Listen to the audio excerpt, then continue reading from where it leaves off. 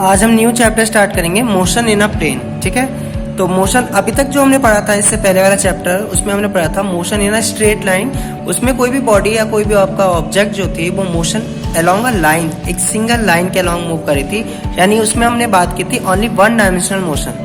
ठीक है, क्योंकि मोशन इन अ लाइन जब होता है, motion along a straight line जब होता है तो वो वन डायमेंशनल होता है। अब वो लाइन अलोंग एक्स एक्सिस भी हो सकती है, वाई भी हो सकती है और जेड भी हो सकती है। लेकिन अब जो हम डिस्कस करेंगे वो हम डिस्कस करेंगे मोशन इन अ प्लेन। जैसे आप लोग अपने घर में घूमते हैं या अपने किसी रूम में आप जब घूम रहे हैं तो आप क्या कर रहे हैं, आपका जो मोशन है वो स्ट्रेट लाइन में नहीं होता।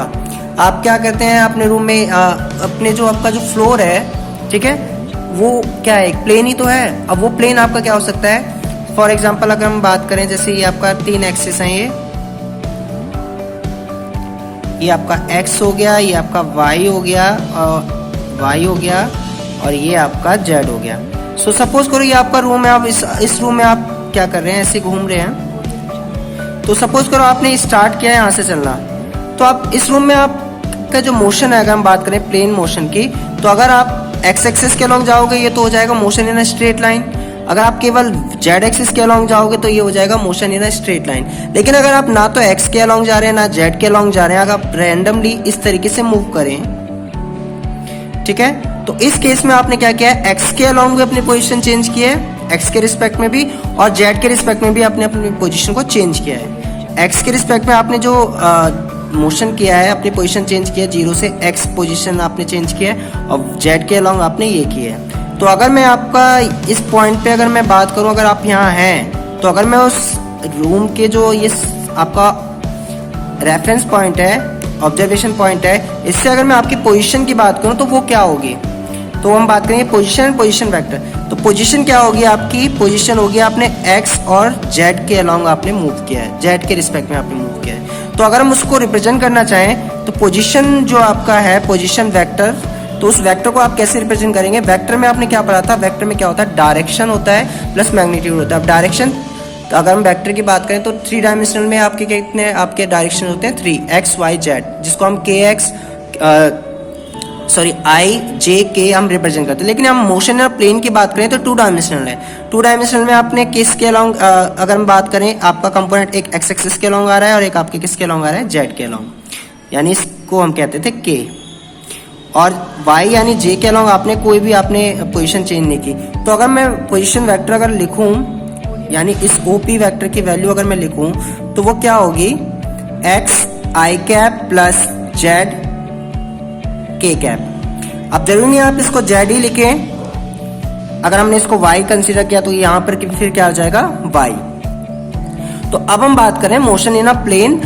जब कोई बॉडी किसी प्लेन में मूव करती है तो उसका जो मोशन है वो आपका 2 डायमेंशनल होता है, क्योंकि बॉडी जो है वो आपका 2 एक्सिस के रिस्पेक्ट में अपनी पोजीशन चेंज कर रही है। क्योंकि हम उड़ तो सकते नहीं है, ऐसा तो नहीं है कि हम अगर उड़ेंगे, अगर हम उड़ने लगे तो वो होता है मोशन इन अ स्पेस। तो उस केस में आपका जो मोशन है वो आपका 3 डायमेंशनल होगा। ये मैंने आपको पहले भी डिस्कस किया हुआ है, जब हमने मोशन पढ़ा था तो उसमें मैंने बात की थी motion can be 1 dimensional, 2 dimensional और 3 डायमेंशनल। ठीक है, सो यहाँ हम बात करें मोशन इन अ प्लेन। तो मोशन इन अ प्लेन, जब कोई बॉडी आपका किसी प्लेन में मूव करती है तो किसी गिवन पॉइंट पर उसकी जो पोजीशन है उसको हम कैसे रिप्रेजेंट करते हैं, पोजीशन वेक्टर r से रिप्रेजेंट करते हैं, जहाँ r की जो वैल्यू होगी वो क्या होगी, x, उस कोई भी 2 एक्सिस ले लीजिए, यहाँ पर मैंने x और z लिए हैं। तो x एक्सिस के अलॉन्ग जो उसने पोजीशन चेंज किया यानी x कंपोनेंट, और z के अलॉन्ग जो उन्होंने पोजीशन चेंज किया है वो यानी उसका z कंपोनेंट। तो यहाँ पर क्या आ जाएगा, ये आ जाएगा। अगर मैं इसी को, ये कौन से प्लेन में आपका एक्स जेड प्लेन में, अगर इसी को मैं वाई जेड में लिखूं, वाई जेड प्लेन में, तो इस केस में पोजीशन वेक्टर जो आर है उसको हम कैसे लिख सकते हैं, वाई जे cap Z k cap. Same अगर मैं बात करूं प्लेन एक्स वाई, तो उस केस में आर की जो वैल्यू हो जाएगी वो जाएगी आपका एक्स आई कैप प्लस वाई जे कैप। तो ये मोशन इन अ प्लेन की बात हो रही है, और प्लेन में जब आप मूव करते हैं तो आपके जो पोजीशन वेक्टर है उसको हम इस तरीके से रिप्रेजेंट करेंगे। अगर यही पोजीशन वेक्टर 3 डायमेंशनल में होता तो हम इसको कैसे लिखते हैं, अगर 3D में हम बात करते तो 3D में होता ये आपका x I cap y J cap and z k cap. लेकिन हम बात करें इन अ प्लेन, तो प्लेन में हम बात करेंगे ओनली 2 डायमेंशनल। क्यों? क्योंकि जो थर्ड कंपोनेंट है y वाला वो अपने आप ही 0 हो जाएगा। जैसे अगर मैं इस वाले केस की बात करूं, y की मैग्नीट्यूड कितना है 0, तो y 0 हो जाएगा तो ये टर्म 0 हो जाएगी, तो आपका यही तो आएगा x i cap plus z k cap. अगर मैं बात करूं y z, तो इस केस में x कितना हो जाएगा 0, तो ये इक्वेशन आ जाएगी। अगर हम बात करेंगे x y, तो z 0 हो जाएगा, तो आपकी ये इक्वेशन आएगी। सो आप 3 डायमेंशनल को 2 डायमेंशनल में रिड्यूस कर सकते हैं, ठीक है। लेकिन अगर कोई बॉडी मूव कर रही है, एक पॉइंट से दूसरे पॉइंट पे जा रही है, तो अब उसका डिस्प्लेसमेंट कैसे हम फाइंड करेंगे, अब हम वो डिस्कस करते हैं। सो अब हम डिस्कस करेंगे डिस्प्लेसमेंट। जब कोई बॉडी आपका किसी प्लेन में मूव करती है तो उसका जो डिस्प्लेसमेंट है आप उसको किस तरीके से फाइंड करेंगे।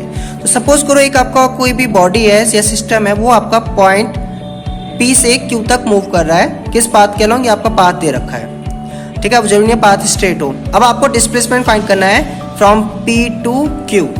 तो डिस्प्लेसमेंट आपको फाइंड करना है, तो उससे पहले आपको ये आपका ऑब्जर्वेशन है, पॉइंट है, तो इसके रिस्पेक्ट में आपको इनिशियल पोजीशन पता होनी चाहिए और फाइनल पोजीशन आपको पता होना चाहिए। यानी अगर मैंने ये माना कि जो इनिशियल वेक्टर है,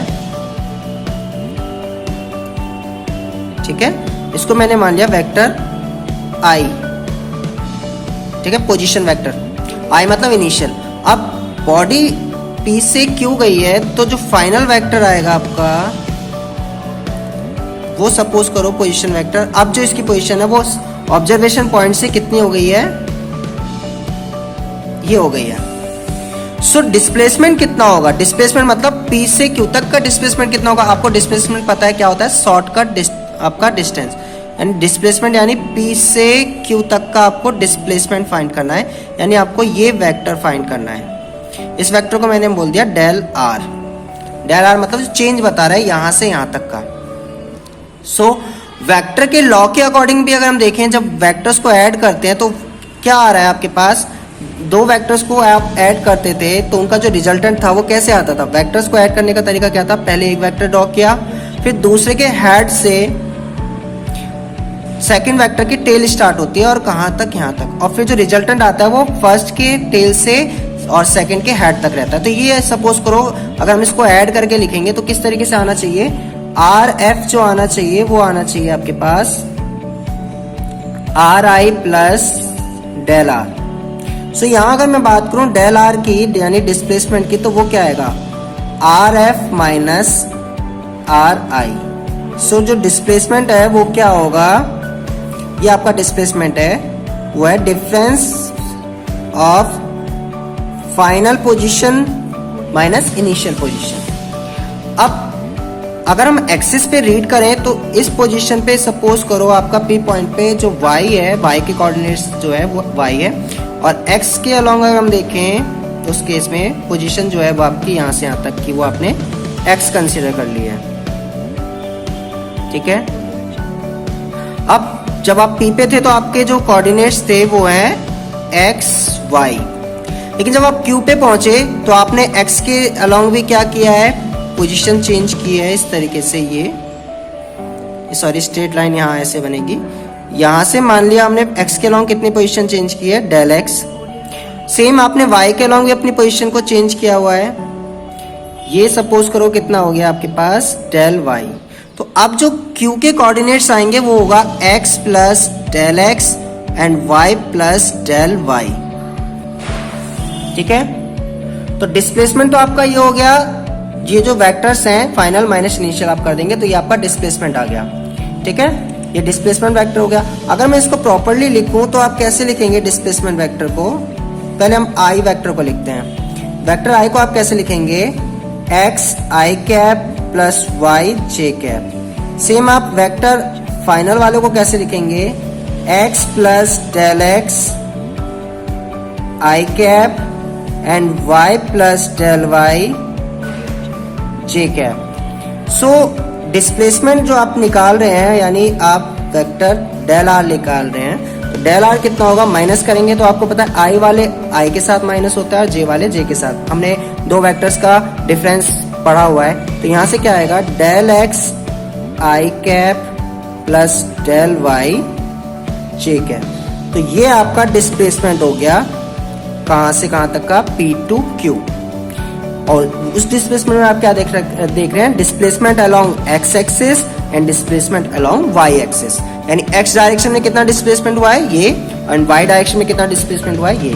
तो किसी भी वेक्टर को अगर हम रिप्रेजेंट करेंगे, displacement is a vector quantity, तो आप क्या लिखते हैं, उसके कंपोनेंट्स को लिखते हैं ना हर डायरेक्शन में। तो यहाँ पर दो ही डायरेक्शन है, एक्स और वाई। अगर यहाँ जेड हम लिखना चाहें तो जेड कितना होगा, जेड 0 होगा, के कैप। लेकिन हम उसको नहीं दिखा रहे क्योंकि हम बात कर रहे हैं प्लेन, तो प्लेन में 2 डायमेंशनल मोशन ही होगा। तो ये आपका पोजीशन वेक्टर हो गया है, सॉरी डिस्प्लेसमेंट वेक्टर हो गया है, ठीक है, जहां डेल एक्स है एक्स एक्सिस के लॉन्ग डिस्प्लेसमेंट, और वाई जो डेल वाई क्या है आपका वाई एक्सिस के लॉन्ग डिस्प्लेसमेंट। अब सपोज करो बॉडी जो है वो P यहाँ पर हो, Q यहाँ पर हो, और मोशन आपका P to Q हो रहा है केवल अलोंग एक्स एक्सिस। तो उस केस में y भी कितना हो जाएगा, 0, डेल y 0 हो जाएगा। तो उस केस में ये मोशन कैसा होगा, मोशन इन स्ट्रेट लाइन, यानी 1 डायमेंशनल मोशन हो जाएगा। सेम अगर हम y एक्सिस के लॉन्ग मोशन कंसीडर करेंगे तो उस केस में z के कंपोनेंट 0 हो जाएंगे, x के कंपोनेंट 0 हो जाएंगे, तो मोशन इन स्ट्रेट लाइन हो जाएगा अगेन, और यानी क्या हो जाएगा, वो 1 डायमेंशनल मोशन, ठीक है। तो ये आपका डिस्प्लेसमेंट वेक्टर आ गया, मोशन इन अ प्लेन।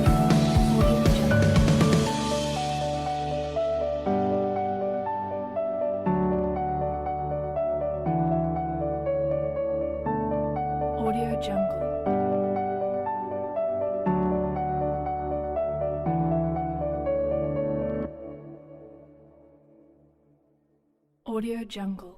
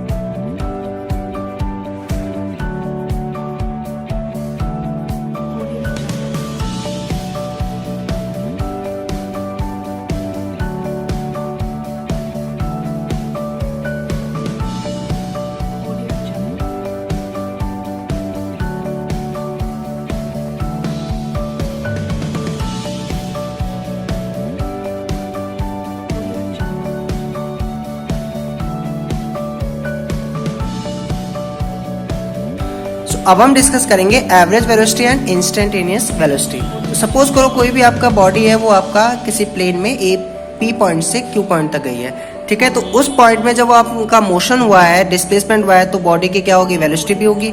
तो वेलोसिटी क्या होती है आपकी, डिस्प्लेसमेंट अपॉन टाइम इंटरवल। तो पहले हमें फाइंड करना है डिस्प्लेसमेंट P to Q, अभी हमने थोड़ी देर पहले फाइंड भी किया था।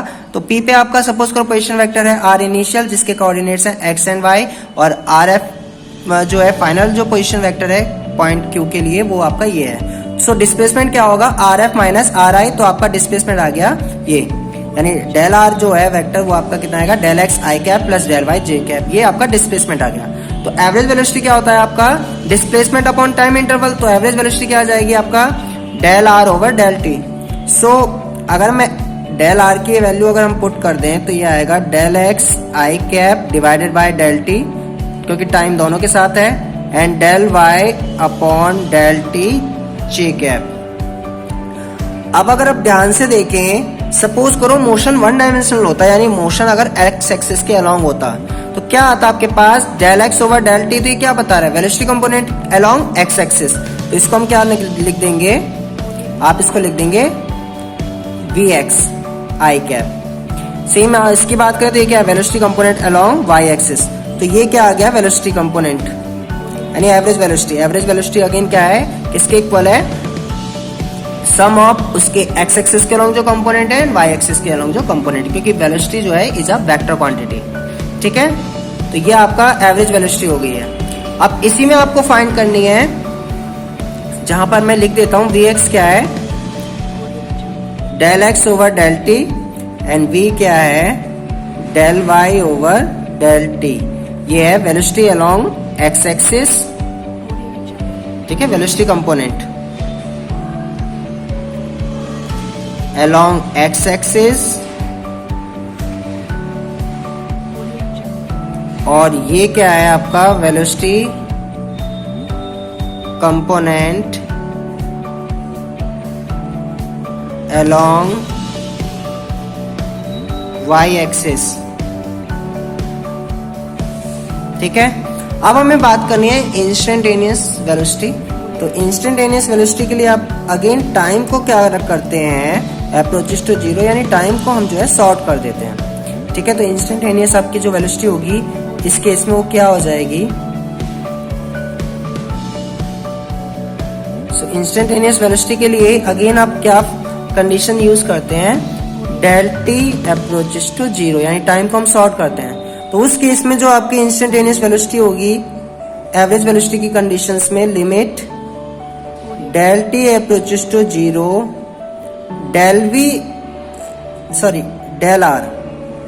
Del r over del t. तो यहाँ क्या आएगा, लिमिट आपका del t approaches to zero, तो जो डिफरेंस ये वाला डेल है वो डिफरेंशियल में चेंज हो जाता है, ये हमने रूल पढ़ा हुआ है।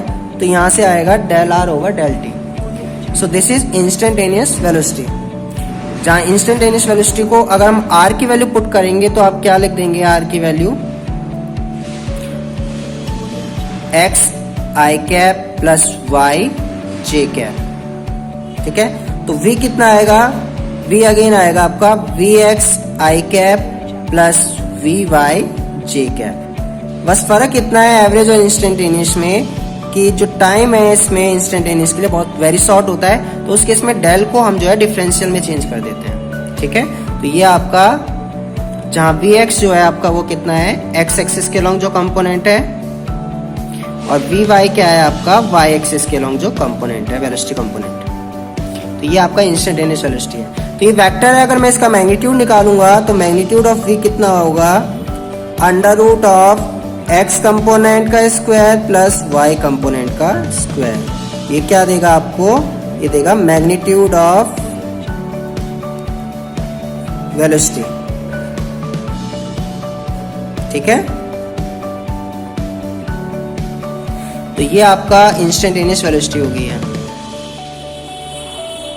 सो अगर आप इंस्टेंटेनियस वेलोसिटी के लिए ग्राफ में अगर हम किसी पॉइंट P पे इंस्टेंटेनियस वेलोसिटी निकालेंगे तो आप एक क्या करते हैं, उस पर टेंजेंट ड्रॉ करते हैं। तो इस टेंजेंट का जो स्लोप है अगेन यहाँ थीटा एंगल बना रहा है, तो यहाँ पर जो v होगा वो क्या होगा, sum of V X component I cap plus आपका y कंपोनेंट वी वाई जे कैप। ठीक है, और यहाँ जो थीटा होगा, अगर हम यहाँ थीटा कंसिडर करें तो वो थीटा कितना आएगा, tan theta v x upon v Y upon we x, क्योंकि ये भी क्या होगा वी वाई, ये वी एक्स है तो ये टेन थीटा है। तो यहाँ से टेन थीटा कितना आ जाएगा आपके पास, टेन थीटा आएगा आपके पास V Y upon we x.